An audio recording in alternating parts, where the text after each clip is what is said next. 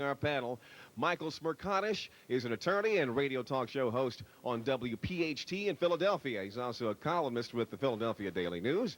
Victoria Jones is a radio talk show host with the Talk Radio News Service, and she's there. You see her. Carl Jeffers is a columnist with the Seattle Times. He'll be with us in just a moment. He hasn't gotten seated just yet. And Jack Berkman is a Republican consultant and a lobbyist for banking and entertainment issues. Good afternoon, folks. Glad to have you all with us. Let's jump right into it, all right? First of all, let's talk about the case that we've been watching. We watched quite a bit today. Should it be life in prison or death for convicted child killer David Westerfield? The San Diego jury today is being asked to decide if Westerfield should die for abducting and murdering his 7-year-old neighbor, Danielle Van Dam. A death sentence requires a unanimous verdict. Michael. Guy should fry. I mean, this is a no-brainer. And what's frustrating to me, Leon, is that this is an academic debate because California has a backlog of death penalties waiting to be carried out. Westerfield is 50 or so years old. Probably he never dies for this, but he certainly should die for what he did to that young girl.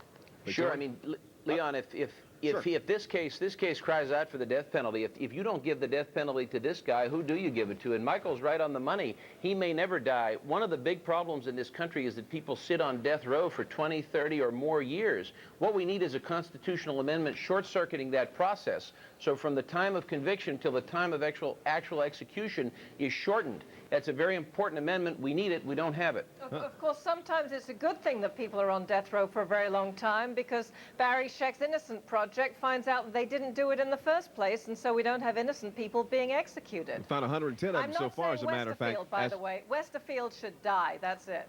As a matter of fact, you mentioned Barry Scheck's Innocence Project. As a matter of fact, wasn't just 2 days ago, there was a man in Detroit who was just found innocent by a DNA evidence that came out some 17 years after he spent on death row there. Remember, Leon, much is being made of that, but keep in mind, our penal system is not, cannot be, and will never be perfect. None of those things are arguments against the death penalty. I mean, the left has argued for years that, well, life in prison is actually worse. Now they flip-flopped and they're saying the opposite. I mean, you will always have, unfortunately, it is a fact of life. There will always be people who are unfairly prosecuted, who are unfairly convicted, who are unfairly executed. Yeah. All we can do is make the system as good as we can, but perfection is impossible. Well, a second ago, you said something about a constitutional amendment. Should it go that far? What do you think about that, Michael? I think I'm pro bono counsel for the widow of the police officer murdered by Mumia Abu Jamal, and I've represented Maureen Faulkner for the last 7 years. We've been waiting in Philadelphia 20-plus years for Mumia Abu Jamal to die as a jury sentenced him to do. And here we are in the new millennium still talking about it. Something's got to come about to short-circuit this process. It certainly has. I don't think we need a constitutional amendment to do it, though. And to sort of say that this is necessarily a left-right issue is certainly not true. You have people on the right who are saying that justice is not being administered fairly. Not many of them, Victoria. Not many of them. Thinks that justice is perfect. Of course it's not. It's a scales. It's being weighed. We have human beings administering it. That doesn't mean that we don't do everything that we possibly can Victoria, here's the problem I have. To make it as fair as we possibly can. Let me tell you the problem. Let me tell you the problem I have with this. You as a liberal, I'm very surprised that you take the positions on the death penalty you do, because for every day that we have to keep these bums in prison, that's money out of AIDS research. It's money out of the defense budget. It's money out of funding for things like multiple sclerosis. It's dollars out of an increasingly tight federal budget. And I have always been shocked that our friends on the left are the ones who want that. You know, it's fascinating to me that you're characterizing my position on the death penalty when you actually don't know what it is, and you're characterizing me as a liberal, not necessarily knowing what that even means. It actually means being open-minded. And second of all, Victoria, I support the death penalty, Jack, so don't try and peg me in a particular way when you don't know what my position is. Well, you flip-flopped on that a good number of times over the years. Well, that's because, Jack, I believe in fairness, and I believe going issue by issue rather than constitutionally whacking everybody over the head. No, well, just for the heck of it, let me suggest also it may not necessarily be a zero-sum game. You find out we now have a government that does not mind running deficits, so it doesn't necessarily mean that if you take one from one, it automatically comes from the other, correct? Well, Leon, that's true, but like I said, we live in an age where there has been a policy choice that spending will be limited. So if you accept that, if you accept the road we're taking with federal spending, it is in fact a zero-sum game. Now, you could reopen the other side of that and say we should spend money on everything, but the reality is we can't. And we're spending an awful lot of money keeping people alive in jails. I mean, I will take, maybe my position is extreme, I don't know. You can poll your audience. I think we should expand the death penalty to a still broader range of crimes. For instance, and maybe this is controversial, I don't know. If a person commits robbery 3 times, threatens lives, you mean to tell me we should keep that person alive? If a person sells dope to children 3 times, should we keep him alive?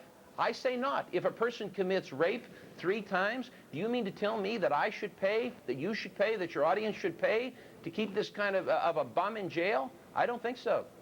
I'm astonished. I mean, I'm so astonished I'm almost speechless, except you can't be speechless on a talk show. That's almost Saudi Arabian in its ferocity. Yes, we do believe in keeping people alive because we are a civilized society, and we don't always kill everybody for doing everything. What is uncivil? Okay, well, I tell you what, hang on a second. Let me jump in there real quick. We got a caller who's on the line, and we don't want to kill her phone right now. Nancy, are you there? Yes, I am. What's your comment? I'm a mother, grandmother, and a great-grandmother. I think he should get the death penalty because if he doesn't, then you can figure there's going to be other ones following in his footsteps, and they're going to know that they can get away with this, and they're going to keep on harming these little children. And I think it's a disgrace if he doesn't get the death penalty. All right, thank you, Nancy. We have another comment coming from the audience here. My name is Larry Coleman. I feel that he should get the death penalty because he has committed a heinous crime. There is no doubt that he did it. Blood was found in his bed. The young girl's blood was found in his bed, in his trailer. There's no doubt in my mind. We don't need this person. Yeah, I think we pretty much settled that on this particular case. Let's move on to another one. Let's move on. We got more to get to right now. Let's not spend the whole afternoon on this one. There's another one that's in the news as well this morning. A sentencing hearing is also underway, even as we speak, as a matter of fact. This in the trial of Kennedy cousin Michael Skakel. He is convicted of killing his neighbor, Martha Moxley, back in 1975. Back when they were both 15. Now, he could be sentenced to anywhere from 10 years to 25 years to life, but he could serve as little as 6 years if he gets credit for good behavior. Let's throw that one out to the panel. Let's begin with you again, Michael. Well, what's distressing to me is that the standards that apply to this particular sentencing are those that were in effect in 1975. And keep in mind, Leon, he was tried as an adult after a great deal of pretrial argument as to whether he should be tried as a juvenile or as an adult. And distressing to me is that in 1975, the minimum sentence was 10 years. 10 years for taking the life of a 15-year-old girl? Hardly fair, and you're correct. He could be out in 6 for good behavior, whatever that is. You know, Leon, it is always particularly disturbing. I agree with Michael. It's a darn shame that he's going to be sentenced under the old guidelines, but I suppose that's just the way the law is. It is always a terrible shame, and it is still more egregious when you have a person of rank and privilege, a society person, a person who had an education, who had every reason to know better, goes out and does this sort of thing. I think those cases are still more egregious. Do you think it's clear that in this case he's gotten preferential treatment because of his family status? Oh, I think there's no question. I mean, it can cut both ways. There were probably some negative aspects, but it's clear to me. It sure got a lot more attention, that's for sure. He got preferential treatment. I will tell you, Leon, Mickey Sherman, who's a great defense attorney, been on this program, is a friend of mine. He did a great job with this case. This guy, if you want to know who Michael Skakel is, when they were waiting for the jury to come back, this guy who's a drunken bum wandered away to a bar not once but 3 times, which for me, I've been a lawyer for 10 years. I have never heard of such a thing. Imagine he's sitting in a courtroom waiting for a verdict in his own murder trial. In a murder trial, and he wanders away to a bar. Something's wrong.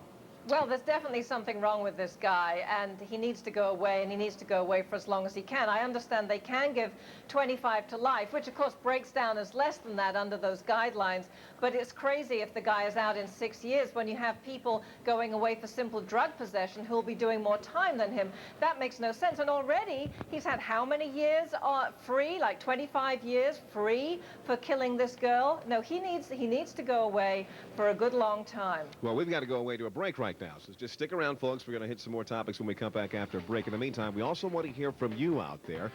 Make sure you get in touch with us here. Call us at 1-800-310-4CNN or email talkback@cnn.com.